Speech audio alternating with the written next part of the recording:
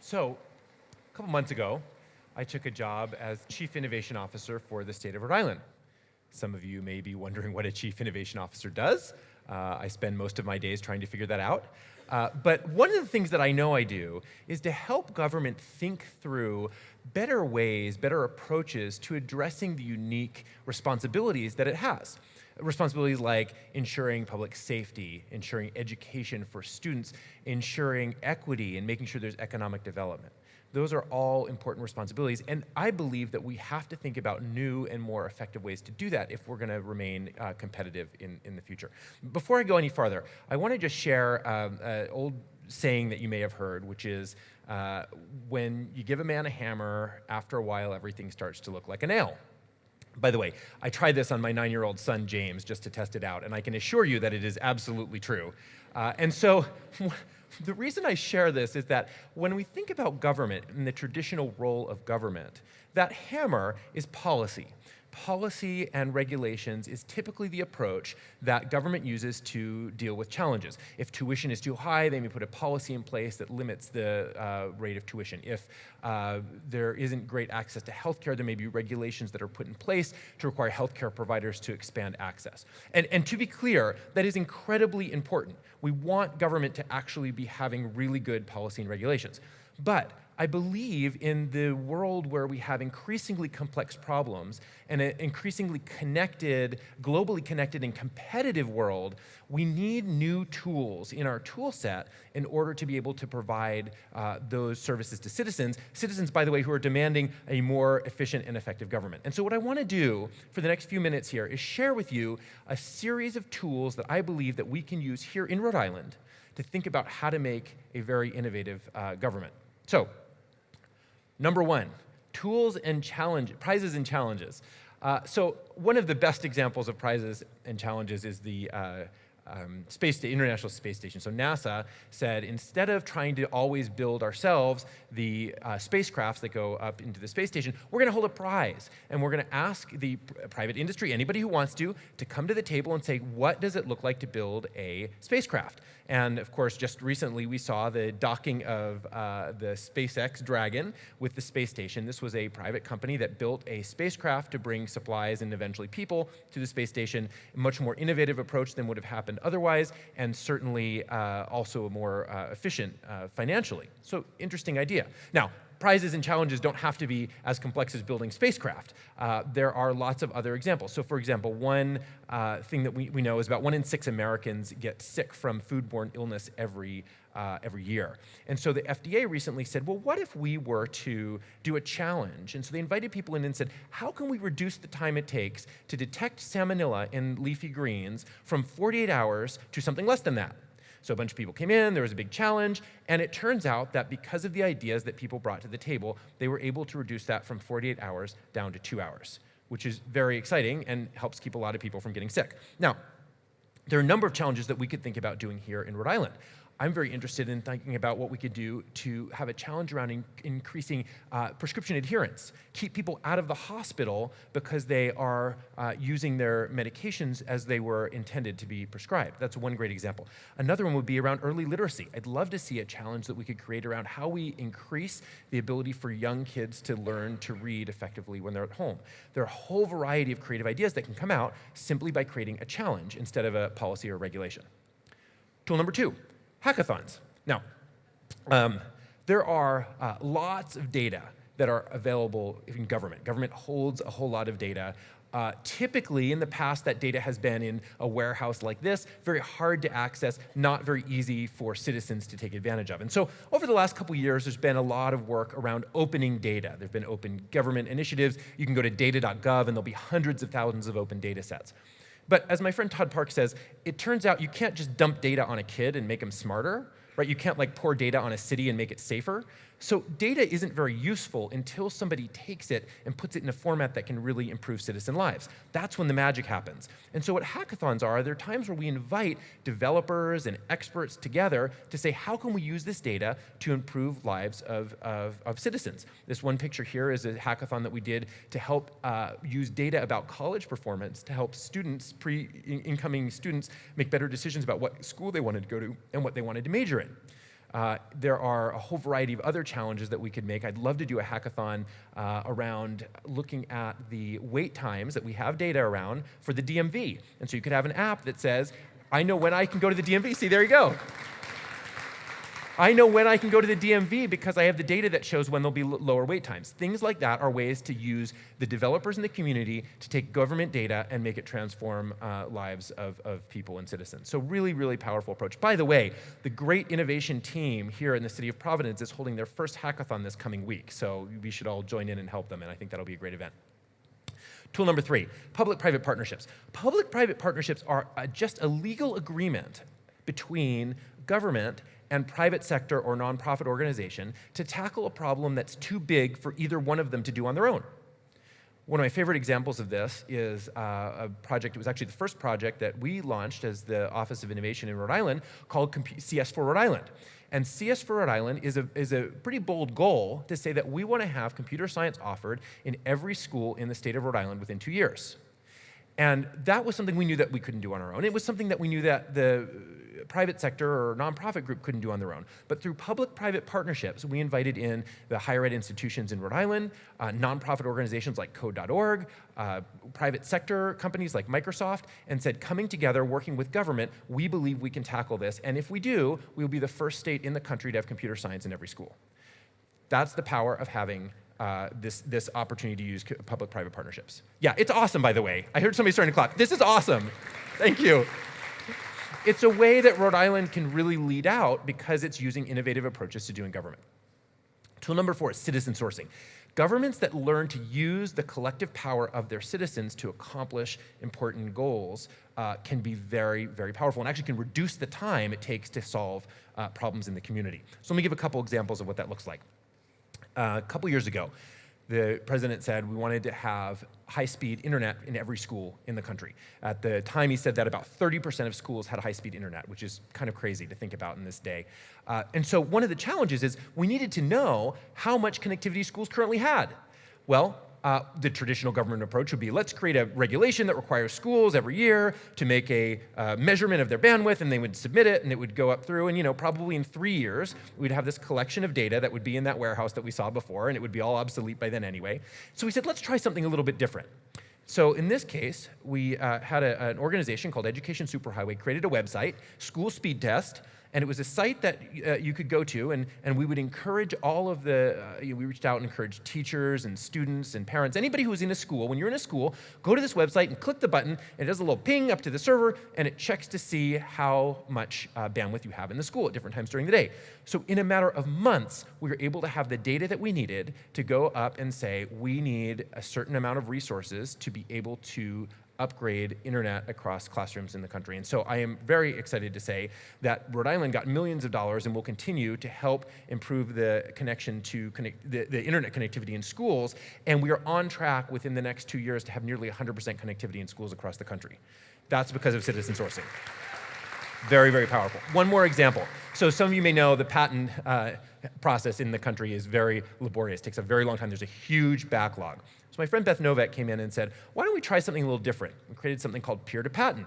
And in peer-to-patent, so a patent examiner, when they go to pick up a new case, right, they look at the patent application and they start completely from scratch. They have to look and make sure there's no existing patent. They have to make sure there's no infringement on other things, that it really is patentable. And that's actually incredibly important. We want them to do that very carefully.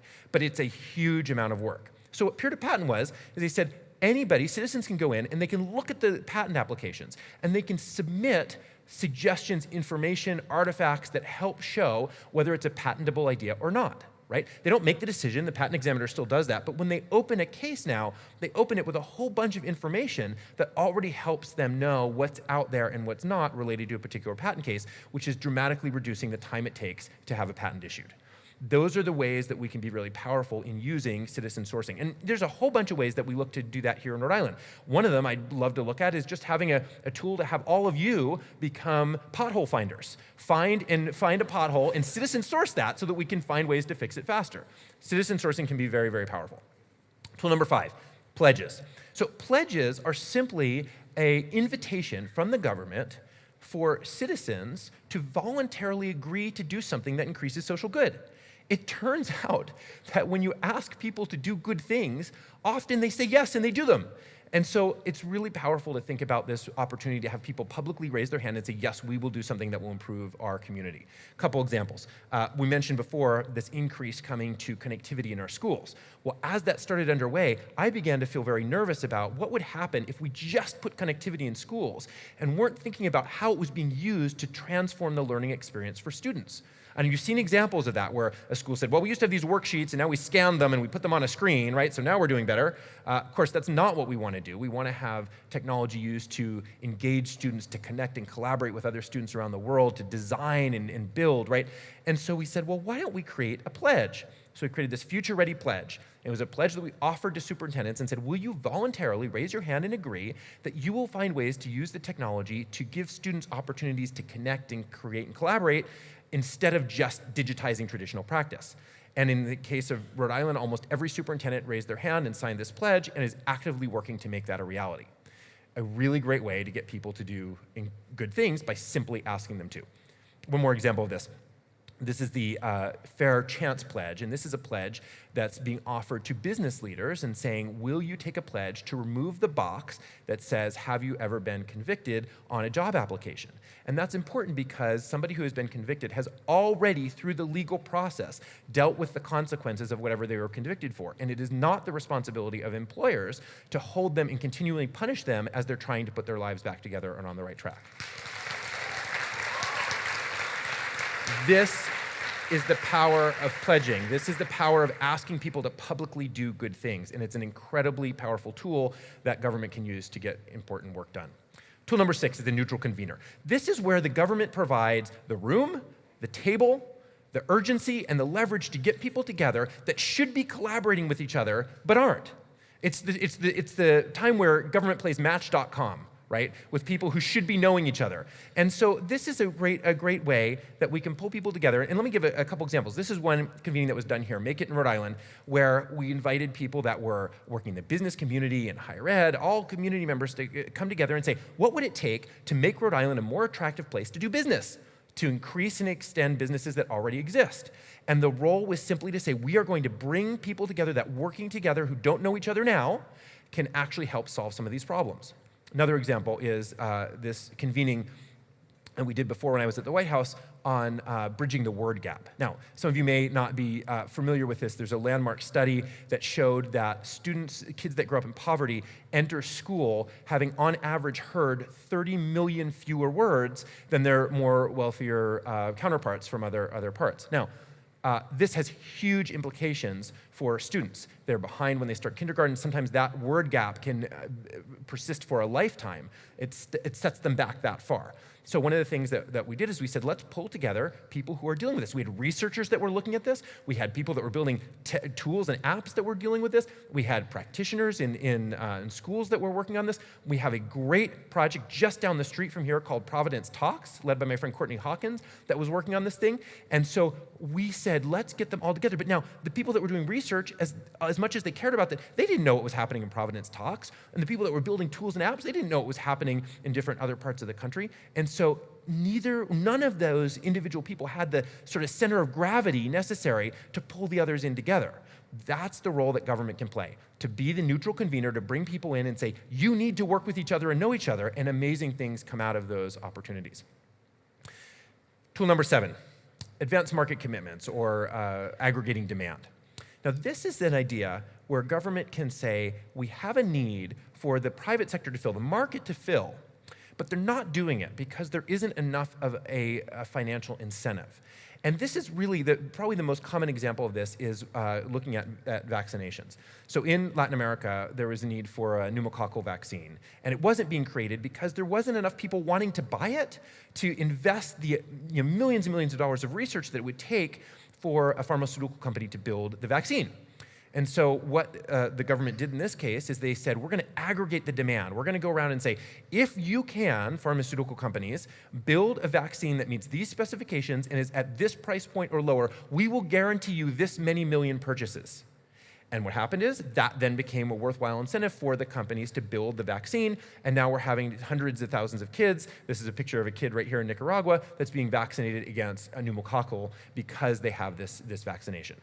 Now, how could we use this in Rhode Island? Well, Rhode Island has small schools, small school districts generally. And when they go out and buy devices, laptops, tablets, stuff like that, they're not able to negotiate really good deals and pricing because they just don't have the volume to make it worthwhile. So one of the projects that we're looking at is saying, what if we aggregate that demand? What if we go in and say, we're going to add up all of the schools in Rhode Island that want to purchase those devices together, at which point we have enough numbers to really negotiate better prices for the manufacturers of those tools, which provides more access for students and lowers the cost of taxpayer dollars that are used to provide those devices. Those are the types of things that we can do when we use this advanced market commitment tool. My last tool that I'll share with you is one of my favorites, and it's the spotlighting tool. And this is simply the role that government can play in highlighting people that are doing awesome work that often don't stand in the spotlight.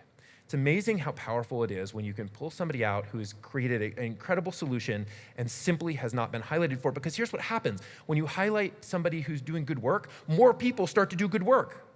It's a pretty amazing approach that we can take, and it costs nothing. So, a couple examples. This is a convening that I was part of where at the White House where we pulled people together and we said, can we highlight people that are doing great things around climate change, really finding ways, creative, innovative ways to improve the environment and bring them together, highlight their work, and more people then say, hey, we want to do that too, when they start moving on that in that direction. But I want to end with my favorite story of highlighting.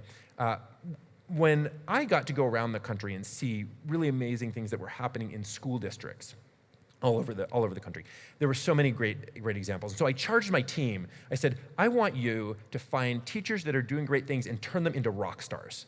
That's a great goal that government can have. And so this guy right here is a guy named Daryl Adams. He's a superintendent in California. And he had gone through the effort of providing technology for his students. They were using their devices that they had in school. But he noticed something. He noticed that when he would come after school, he would find the students sitting in the parking lot of his school with their devices. He said, what are you doing? He said, well, they're here to connect to the internet from the building because they didn't have a connection at home. He said, we can do better than this. So he went out and he took this device that he's holding in his hands and he went onto his buses and he installed this router, it's a Wi-Fi router, onto the bus. And he told his bus drivers, he said, instead of parking in the parking lot at the end of the day, I want you to park strategically around the city. And so every day they would go out and they'd park around the city and they created a mesh network of these buses. Each bus was like a big MiFi hotspot. And the kids from their homes could connect out to wherever the closest bus was and they could do their homework on their devices at home. That is awesome. It's great work, and our role as government, we didn't come up with that solution, but our role of government was to recognize them for what we did, and in this case, we made a video. And that video spread all around the internet, and now we're starting to see across the country amazing creative approaches that schools are taking and communities are taking to close that homework gap, to provide connectivity for students that need it at home.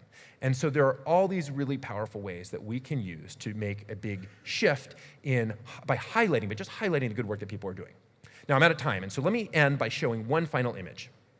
This is an image that I have in my office. I have it hanging on my office because it reminds me that if we're not continually reinventing and innovating and changing and improving our practice, we will become obsolete. And government is not exempt from that harsh reality. Fortunately, we have a whole suite of tools other than just policies and regulations that we can use to create a government that's responsive to citizens, that's efficient and effective. And I believe very strongly that with your help, we can make Rhode Island the most efficient and effective and innovative state in the country. Thank you very much. Thank you.